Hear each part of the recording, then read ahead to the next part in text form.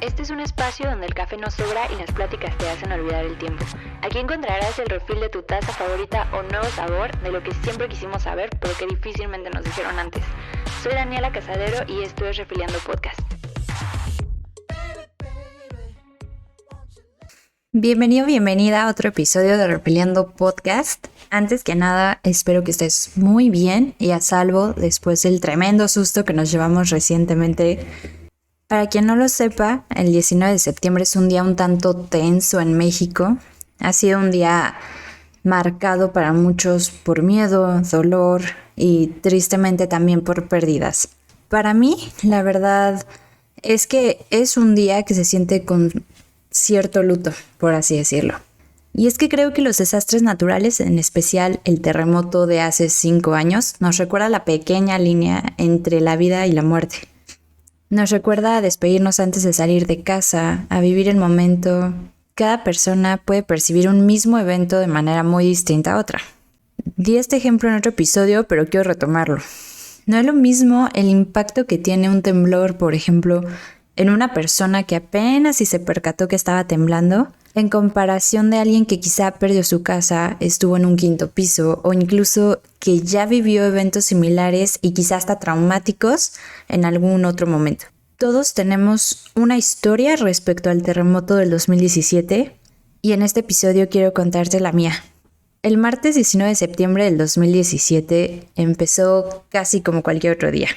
Yo tenía que ir a mi facultad para cubrir horas de mi servicio social, donde brindaba atención psicológica por teléfono.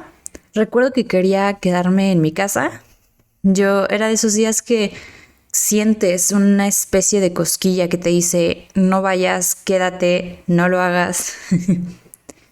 Ese día me acuerdo que lo sentí muy claro. Obviamente yo no sabía que iba a pasar algo, pero sentía que por alguna razón debía quedarme en mi casa. En fin, no le hice caso y me fui a la escuela. Por la mañana realizamos el simulacro que cada año se hace por el terremoto de 1985. Y no te miento, era un verdadero caos. Y caos no en un sentido de pánico ni nada, sino de cotorreo y bueno. Casi nadie lo tomaba con verdadera seriedad. Habían risas, otros cuantos incluso no quisieron participar en el simulacro. Me acuerdo de algunos maestros o gente de otros lados que después de un tiempo platicamos esto y decía, yo la verdad es que ni salí, ¿para qué? Y tristemente, paréntesis, es algo que aún sucede. Se toman los simulacros como, eso no va a pasar, ¿no? Y vaya, vivimos en una ciudad, sobre todo en la Ciudad de México, vivimos en una ciudad sísmica. Entonces creo que no hay nada mejor que estar preparados. Pero bueno, retomando el tema, terminó la actividad y regresé a mi servicio social. Cerca de la 1 de la tarde me entró una llamada de una persona que pedía informes para algo en específico, pero en Estados Unidos. Nosotros no dábamos como tal atención a otros países y pues por lo mismo me llevó algo de tiempo terminar la conversación y darle la información que necesitaba. Recuerdo que colgué la llamada cuando de repente sentí una especie de brinco, casi igual que cuando te vuelas un tope. O sea, fue como una sensación que ya había sentido, pero en un contexto muy distinto. Entonces me costó trabajo entender qué estaba pasando y que no era una situación, digamos, normal. Mis compañeros y yo nos quedamos viéndonos con cara de ¿qué está pasando? De verdad creo que nadie entendía qué pasaba hasta que un compañero gritó, ¡está temblando! En ese momento todos salimos para replegarnos en la zona de seguridad. Recuerdo muchas cosas de ese momento. Recuerdo haber abrazado con todas mis fuerzas un pilar que tenía un letrero que decía zona de seguridad. Y realmente no lo abracé conscientemente, o sea, lo recuerdo, pero no sé, fue casi como un impulso. Recuerdo el sonido de los árboles que chocaban entre ellos, sus copas, y un sonido muy peculiar que algunas personas describen como el crujir de la tierra. Recuerdo haber pensado que no iba a volver a ver a mi familia, a mi novio, a mis amigos, que básicamente me iban a tener que sacar de ahí no sé cómo, porque también recuerdo que empezó a caer un poco de escombro. Y después de esto recuerdo claramente la sensación de no poder respirar. Incluso ahorita me acuerdo y como que me cuesta trabajo jalar aire. Y allí, en ese momento, es cuando tuve un ataque de pánico que, gracias a Dios, no he vuelto a sentir así jamás. Pero claramente en ese momento no entiendes qué está pasando, no entiendes qué estás sintiendo. Después de unos segundos, que se sintieron realmente como una eternidad, pudimos bajar para evacuar el edificio. No te miento cuando digo que la explanada de mi facultad estaba hecha un caos. Habían muchas personas llorando, gritando, en completa crisis. Nos pidieron quedarnos dentro de las instalaciones por seguridad, básicamente porque la ciudad estaba hecha un caos. Yo verdaderamente pensé que era exageración, pero nada que ver, no podía estar más cercano a la realidad. Mis amigos y yo nos reunimos en un punto y ahí permanecimos durante algunas horas hasta que uno de mis amigos y yo decidimos irnos a casa. Básicamente todos se fueron a sus casas, pero bueno, nosotros íbamos casi para el mismo rumbo, entonces nos fuimos juntos. Para ese momento ya eran casi las 5 de la tarde. Ya llevábamos horas tratando de contactar a mi papá porque nadie sabía de él y de mi sobrino que estaba con él. No hay momento que describa con más desesperación que ese, de verdad. Y después de mucho logramos comunicarnos con él y supimos que estaban bien. Mi amigo y yo caminamos hacia el Metrobús que está por Doctor Gálvez, donde vimos a mi hermano que ya había caminado un tramo bastante largo para llegar hasta ese punto. Recuerdo que a mi amigo y a mí un policía nos detuvo para decirnos, cuidado, porque viene algo mucho peor. Y ya nos lo confirmó la ONU y no sé qué. Señor policía, ese día, propagando el pánico y el caos, el señor, o sea, no. Creo que si hubiera tenido quizá otro tipo de información yo en ese momento, porque yo la verdad es que no le creí. Pero no dudo que hayan personas que si se les dijo esto, lo hayan creído realmente. Digo, finalmente representa una figura de autoridad y pues que te digan algo así, no dudo que haya habido alguien que sí le compró la idea. En fin, mi hermano y yo nos mentalizamos para caminar lo más que se pudiera para llegar a casa. Para esto mi amigo ya se había ido a su casa y pues bueno, empezamos a caminar mi hermano y yo. No había transporte público, no había taxis, no había forma de irte a algún lugar si estabas lejos. No había otra forma más que caminar y caminar hasta donde te diera la fuerza. Incluso el flujo de los autos estaba completamente paralizado. Me acuerdo haber visto que justo en ese cruce de Doctor Gálvez, donde está Insurgentes y no sé cuál es la que sube, pero bueno, ahí habían varias personas jóvenes que se bajaron de sus autos y empezaron a tratar de agilizar todo el tema ahí porque era un tapón, un completo tapón. No había ni para atrás ni para adelante, no había hacia dónde hacerte. Afortunadamente, después de que íbamos caminando un tramo un poquito largo, pasó un señor cerca de donde estábamos y nos dio un aventón casi hasta donde vivíamos. A mí me sorprendió mucho que hiciera eso porque no estábamos tan cerca del punto donde nos dejó. Él no iba para allá, o sea, él iba casi para otro lado y terminó llevándonos hasta allá. Yo recuerdo haber visto eso y decir, no manches, o sea, qué increíble. Por favor, que nunca mueran este tipo de personas. Fue algo que yo creo que nunca se me va a olvidar. Al final llegamos a casa para encontrarnos con mis papás e irnos a comprar algunos insumos. En ese momento no había luz en las calles, en casi ningún lado. No había tampoco forma de comunicarte con alguien más. Y Dios, o sea, el súper era casi una toma de una película de terror. El pánico es lo único que puedes sentir en ese lugar. Y justo, sabías personas comprando latas de lo que fuera. Casi cualquier cosa que pudiera durar mucho tiempo, por lo mismo que no había luz. Me acuerdo que ese día casi no pude dormir, pensando que si temblaba no me iba a dar cuenta. En mi cabeza revivía una y otra vez la sensación. Pero de verdad nunca agradecí con tantas fuerzas ver a mi familia, abrazarlos, dormir en mi cama, haber tenido algo que comer ese día. Al día siguiente nos pidieron en mi servicio social ir de brigada a San Gregorio, que está en Xochimilco. No se podía pasar por la cantidad de gente que entraba para brindar apoyo. Recuerdo que a mí al principio me han mandado a un deportivo en Tlalpan, pero al final me avisaron que tenía que ir a San Gregorio. Y afortunadamente una familia iba para allá y vio todo y me dijo, pues vente con nosotros, ¿no? O sea, te podemos llevar. Y pues ya, me fui con ellos. Ya estando ahí, ubiqué a las personas con las que tenía que llegar. Estuvimos en un centro de acopio juntando kits y repartiéndolos en la calle para las personas que lo necesitaran. No tengo palabras para describirte lo que era eso, de verdad. Parecía una zona de guerra. Veías a lo largo de la calle y resultaba incluso difícil ubicar las casas que se mantenían firmes o que no tenían algún daño aparente. Habían paramédicos y personal de la salud curando niños, adultos, de todo. Cerca de las 6 de la tarde entró el ejército y creo que también la marina, y ahí fue donde tuve que regresar a mi casa. No habían vías para salir de ahí, salvo un camión que nos acercó a varias personas lo más que pudo al centro de Xochimilco. De ahí ya tuve que tomar un bicitaxi, que era lo único que había para transportarte en ese momento, y luego otro camión y bueno, pude llegar a mi casa. Es impresionante cómo puedes olvidarte de comer, del cansancio físico, la adrenalina te bloquea completamente.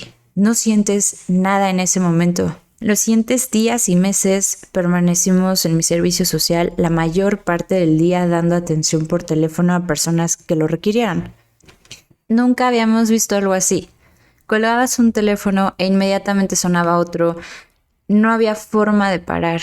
Y muchas veces no nos dábamos abasto. No nos alcanzaban las manos. Afortunadamente tuvimos después apoyo para poder sopesar toda la carga. Pero mentiría si te dijera que no era difícil escuchar lo que muchas personas habían vivido. Y no quiero que suene como que todo gira alrededor de uno, pero sí es complicado que no te afecte cuando viviste algo similar, o sea, cuando viviste algo así. Obviamente no en la misma dimensión en todos los casos, pero vaya, no está ajeno a ti en ese momento. Era difícil también escuchar testimonios de personas que ahora habían perdido todo, que habían visto lo impensable. ¿Cómo le dices? Y es algo que compartía en otro episodio. ¿Cómo le iba a decir yo a esta persona? No te preocupes, todo va a estar bien. Se acaba de perder todo. Mentiría si te dijera que no se te rompe el corazón en cada llamada. Una maestra que tuve en la facultad decía que los mexicanos no tenemos memoria colectiva, porque nos nace de esta situación la empatía y las ganas de ayudar a otra persona, pero después de un tiempo se nos olvida. Y te cuento esto por una razón y es la siguiente. Más allá de todo lo que viviste, hay muchas personas que comparten tu sentir. No estás solo, no estás sola. Todos hemos estado en una crisis, es decir, todos hemos visto comprometida nuestra estabilidad. Hemos revivido una situación más de una vez. Llámale temblor, terminar una relación, perder tu trabajo, el COVID, perder un ser querido, etc. Todas estas razones son completamente válidas. Se dice que una crisis es la repercusión psicológica de situaciones complejas, la forma en la que es vivida por alguien a partir de varios factores, incluyendo la historia de cada persona. En estos momentos de crisis perdemos por un tiempo ciertos aportes. Por ejemplo, podemos llegar a tener insomnio o lo contrario, dormir más de lo habitual. Nuestro apetito se ve alterado. A veces nos da mucha hambre, a veces no queremos comer nada. E incluso a veces podemos llegar a sentir quebradiza nuestra fe. Nos preguntamos una y otra vez, ¿por qué a mí? ¿Por qué pasó esto? O incluso hay gente que se pregunta, ¿qué hice yo para merecer esto? ¿Cuántos hemos sentido algo así? ¿Alguna de estas cosas? ¿Cuántas veces has visto a alguien que pasó por esto? ¿Cuántas veces ayudaste a algún amigo o amiga cuando se quebró después de terminar una relación? ¿Qué podemos hacer? ¿Cómo le ayudo a esta persona? La verdad es que hay algo que todos hemos hecho y no sabíamos que siquiera tenía un nombre, y se llama primeros auxilios psicológicos. Estos se dan cuando una persona percibe una situación como algo desbordante. Pero, ¿qué es lo que se hace? ¿Cómo puedo ayudar a alguien que está en crisis? ¿Cómo puedo ayudar a mi amigo que está pasando por una situación difícil? ¿O cómo puedo ayudar a alguien que simplemente le está pasando muy mal? Aquí te dejo una especie de do it yourself para estos temas. En psicología nos guiamos de un acrónimo que se llama acercarse. Y aquí, ojo, los primeros auxilios psicológicos pudiera sonar a que solo lo pueden aplicar psicólogos, pero no necesariamente funciona así. En realidad, los primeros auxilios psicológicos puede aplicarlo casi cualquier persona y creo que es lo que digo, en algún momento todos lo hemos dado, sin saberlo. En esa ocasión, cuando ayudaste a alguien que estaba llorando, que no podía respirar, que la estaba pasando mal, eso fue primeros auxilios psicológicos. Entonces, retomando el tema, te decía que en psicología, para poder saber y llevar como una especie de guía para saber qué hacer en estos casos, nos guiamos de un acrónimo que se llama acercarse, donde A corresponde a ambiente, es decir, ¿en qué situación tiene lugar la crisis? ¿Me pone en riesgo a mí? ¿Está la persona en la orilla de algún edificio? ¿Hay algo que pueda caerme encima? La C es de contacto, es decir, ¿cómo voy a acercarme a la persona? ¿Está en riesgo o yo lo estoy? ¿Está alterada? No me puedo acercar y decirle, oye, ¿cómo estás? O sea, probablemente necesite acercarme con una voz más suave, más calmada. Luego está la E de evaluación. ¿Qué información necesito? ¿Quién es esta persona? ¿Está bajo efectos de alguna sustancia? La R de restablecimiento emocional. ¿Qué puedo hacer para que la persona recupere el equilibrio? Es decir, para que pueda volver un poco a un estado de cierta calma, por así decirlo. En estos casos muchas veces consiste en escucharlo o escucharla, brindarle un hombro. La C de comprensión de la crisis. ¿Qué necesita saber la persona sobre su crisis? Lo primero que todos necesitamos entender es que es algo temporal. Tu dolor va a sanar. Esta situación que estás viviendo va a pasar. Yo lo veo como cuando de pequeños nos caíamos y nos hacíamos un raspón. En el momento te duele mucho, arde, pero con los días empieza a dejar de doler, empieza a sanar y poco a poco va cerrando la herida, hasta que nos dimos cuenta que ya no estaba más. Probablemente nos pueda quedar una cicatriz que nos recuerde qué pasó, pero ya no te duele, o al menos ya no te duele igual que antes. Después tenemos la A de activar. ¿Qué vamos a hacer para recuperar la normalidad? Quizás si mi amigo rompió con su novio y está en crisis, en esta parte puedo ayudarlo a que él construya una nueva rutina, un plan de acción.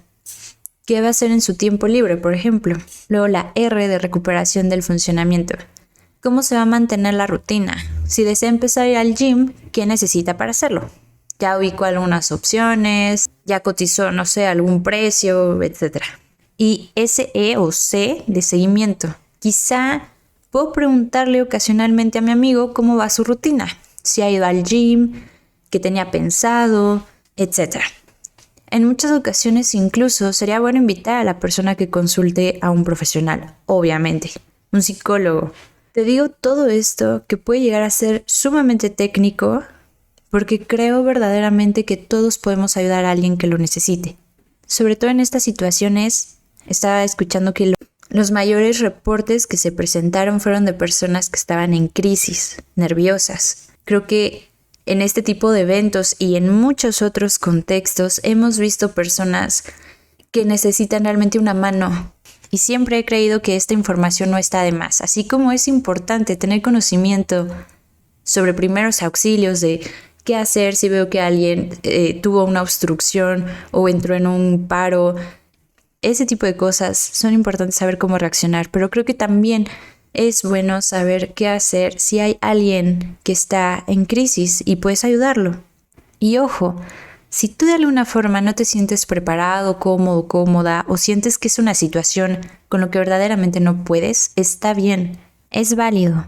Pero si en alguna ocasión ves a algún amigo que esté pasando por una crisis o a una persona que esté en esta situación, esta podrá ser una muy breve y pequeña guía de lo que puedes hacer si tú gustas. Tengo entendido que también puedes buscar algunos cursos en internet o ahora tenemos muchísimas herramientas para esto. Puedes incluso buscar información sobre esto, primeros auxilios psicológicos. Si tú estás pasando por algo de esto, te invito a que te acerques a algún psicólogo. Recuerda que puedes llamar al 911 para pedir contención o apoyo psicológico también. Y te comparto igual el número del programa de atención psicológica a distancia de la UNAM, donde puedes hablar con algún psicólogo o psicóloga por teléfono. El número es 55 50 25 08 55. Te lo dejo igual en la descripción del episodio. Comparte esto a quien creas que le pueda ayudar. Te recuerdo mis redes sociales, Facebook, TikTok e Instagram, @refiliando_podcast. Recuerda siempre que no estás solo, no estás sola. Gracias por haber estado aquí. Nos escuchamos el próximo martes. Bye bye. Looking like the man sipping Chardonnay on the balcony, looking like a young Elvis Presley. I've been overseas, I've been underneath, I ain't never seen nothing like a prison 12 o'clock.